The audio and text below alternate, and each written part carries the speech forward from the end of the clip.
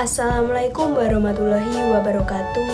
Perkenalkan, saya Miranda Nadar Ayu dari kelas T03 dengan NIM 2250803001111020 akan mempresentasikan bab mengenai sifat aliran dan transportasi fluida.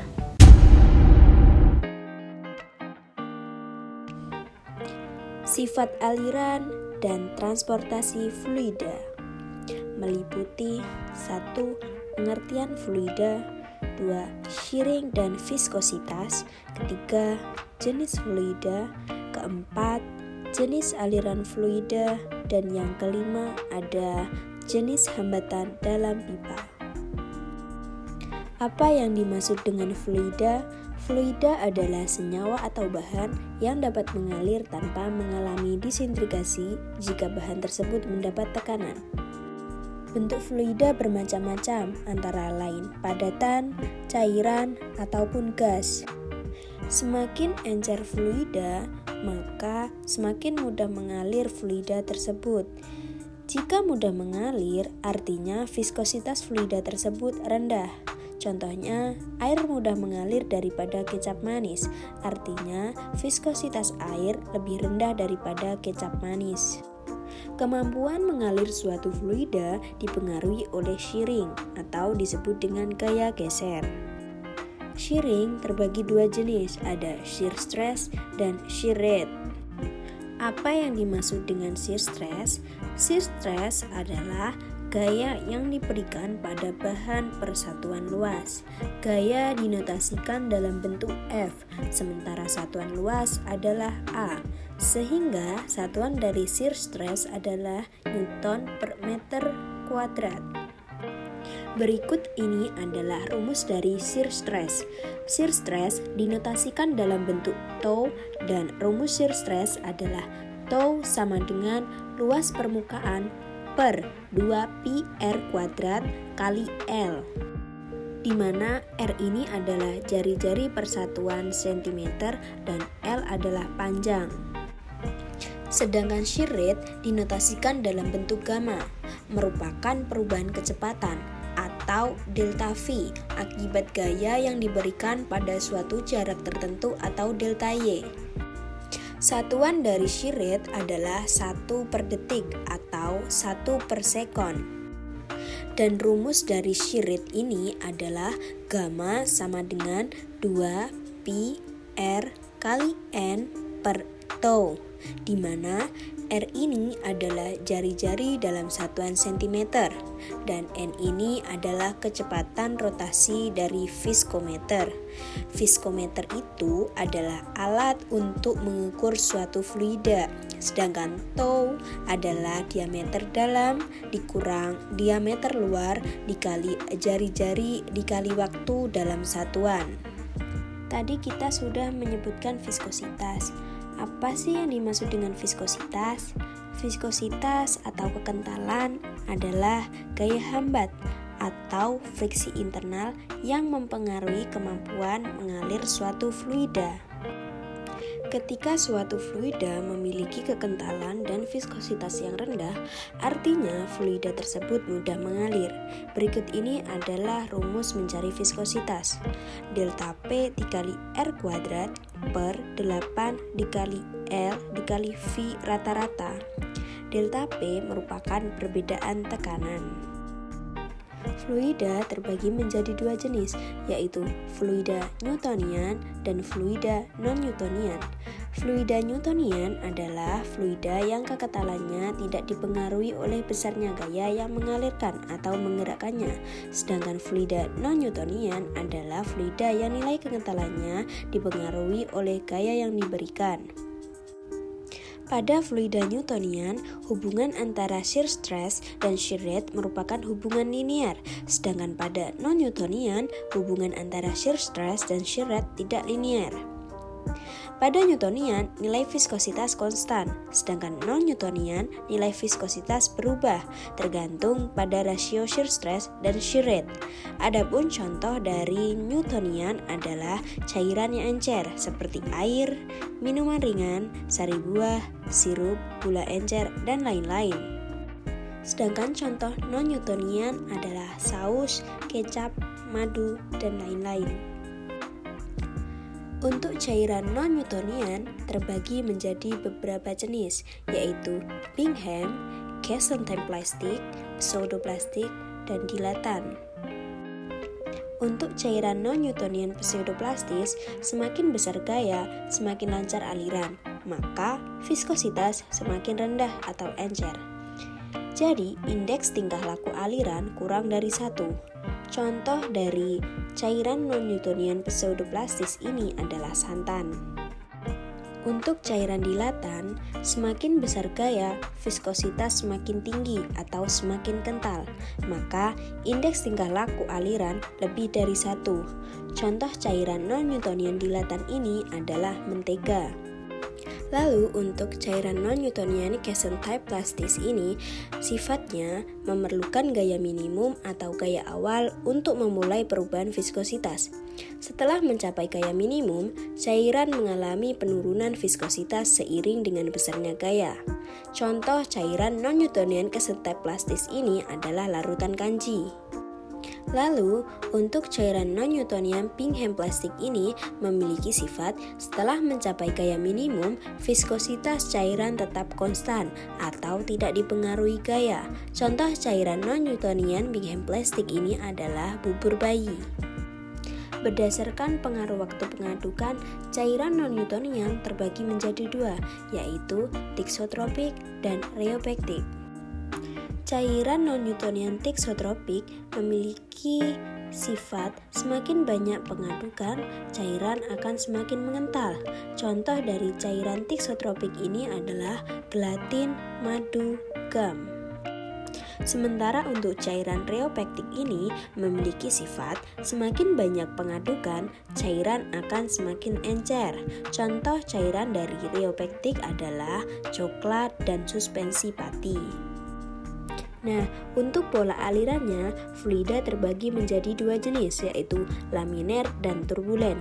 Untuk laminer, fluida bergerak lurus di sepanjang pipa, sehingga kecepatan aliran fluida tidak seragam, tergantung jarak cairan terhadap pipa, sehingga bilangan Reynolds-nya kurang dari 2100. Sementara untuk aliran fluida turbulen, fluida bergerak acak seolah terjadi proses pengadukan, sehingga kecepatan fluida lebih seragam. Oleh karena itu, bilangan Reynolds-nya lebih dari 4000. Nah, di antara laminar dan turbulen ada pola aliran transisi, di mana bilangan Reynolds-nya kurang dari 4000 dan lebih besar dari 2100. Tadi kita sudah menyebutkan bilangan Reynolds. Apa sih bilangan Reynolds itu? Bilangan Reynolds adalah bilangan yang tidak berdimensi. Bilangan ini digunakan untuk menentukan jenis aliran fluida. Jadi, apakah dia turbulen, transisi, ataupun laminar. Nah, untuk mencari persamaan dari cairan Newtonian, itu berbeda dengan cairan non-Newtonian. Anda bisa lihat dari persamaan berikut ini. Kemudian kita lanjutkan ke dimensi pipa. Dalam hal ini difokuskan dimensi pipa untuk steel pipe dan sanitary pipe. Anda dapat mengunduhnya melalui Google. Tabel ini diperuntukkan untuk mengetahui mengenai nominal size dan ukuran diameter dari masing-masing jenis pipa ini. Jadi, pada tabel ini kita bisa lihat ID dan OD. Apa itu ID? ID adalah diameter dalam pipa, sedangkan OD adalah diameter luar pipa. Jadi, kita bisa lihat ukuran diameter dalam pipa dalam satuan inci dan konversinya dalam satuan meter. Sementara untuk nominal size, satuan yang digunakan adalah inci.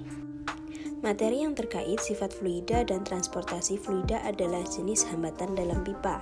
Jenis hambatan dalam pipa bisa disebut juga dengan fanning friction factor. Fanning friction factor bisa disebabkan oleh 4 faktor, yaitu hambatan karena gesekan pada pipa lurus, 2. Hambatan karena kontraksi atau penyempitan, 3. Hambatan karena sambungan atau fitting, dan yang keempat, hambatan karena ekspansi atau pengembangan. Untuk jenis hambatan dalam pipa yang difokuskan pada materi ini adalah hambatan karena gesekan pada pipa lurus. Jadi, untuk mencari nilai fanning friction factor, persamaan yang digunakan adalah sebagai berikut, yakni delta P atau pressure drop per densitas sama dengan 2 dikali fanning friction factor dikali kecepatan alir rata-rata yang dikuadratkan dikali panjang pipa per diameter dalam satuan meter. Namun, jika pada soal diketahui bilangan Reynolds, maka kita perhatikan persyaratan-persyaratan berikut ini. Nah, intinya jika bilangan Reynolds yang kita hitung kurang dari 2100, maka nilai F-nya adalah 16 per RE. Jika bilangan RE-nya lebih dari 2100, perhatikan persyaratan ini. Namun, jika bilangan Reynolds yang kita hitung lebih besar dari 2100 atau bisa disebut dengan fluida tersebut memiliki aliran turbulen dan mengalir dalam pipa kasar, maka nilai fanning friction factor-nya ditentukan menggunakan diagram Moody. Untuk lebih memahami materi yang kita pelajari sebelumnya, maka kita perlu mempelajari contoh-contoh soal berikut ini. Contoh soal nomor 1, jika diketahui susu pasteurisasi mengalir dalam pipa lurus berukuran 1 in pada suatu pipa jenis sanitary pipe, maka berdasarkan tabel, ID-nya adalah 0,02291 meter, sementara OD-nya adalah 0,0254. Produk ini memiliki debit aliran sebesar 0,75 meter kubik per second. Maka kecepatan rata-rata alirannya adalah, ingat, kecepatan rata-rata dinotasikan dalam bentuk V. Lalu, apa yang harus kita lakukan selanjutnya? Kita tulis dulu poin-poin yang diketahui di soal seperti berikut ini.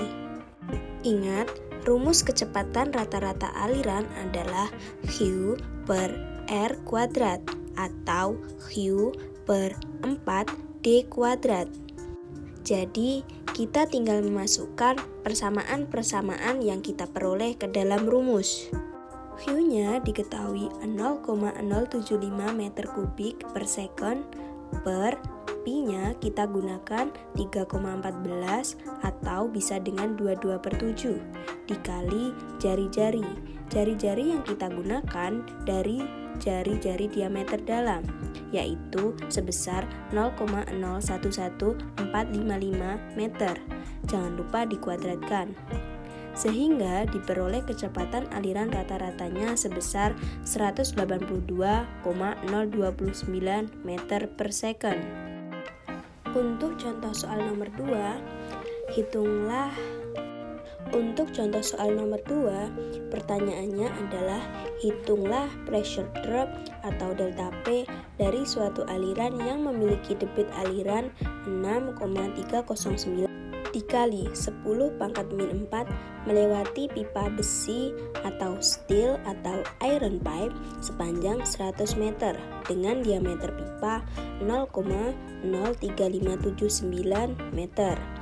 Densitas air adalah 999,7 km kubik dan viskositasnya adalah 9,8 kali 104 pas atau Pascal second.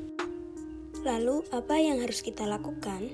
Selanjutnya, kita mencatat poin-poin yang diketahui seperti yang sudah tertera pada berikut ini. Lalu, kita setelah itu tinggal memasukkan persamaan-persamaan yang kita peroleh ke dalam rumus. Setelah itu, dilanjutkan dengan menghitung bilangan Reynolds. Karena hasil perhitungan bilangan Reynolds lebih dari 2100, artinya termasuk aliran turbulen, sehingga nilai F-nya dihitung berdasarkan diagram Moody. Untuk bisa membaca diagram Moody, kita harus memperoleh nilai epsilon per diameter.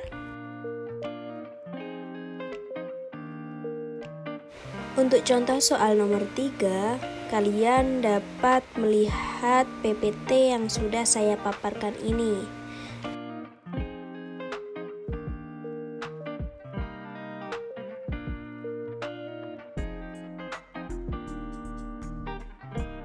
Sekian presentasi video yang saya sampaikan, semoga bermanfaat bagi kalian semua.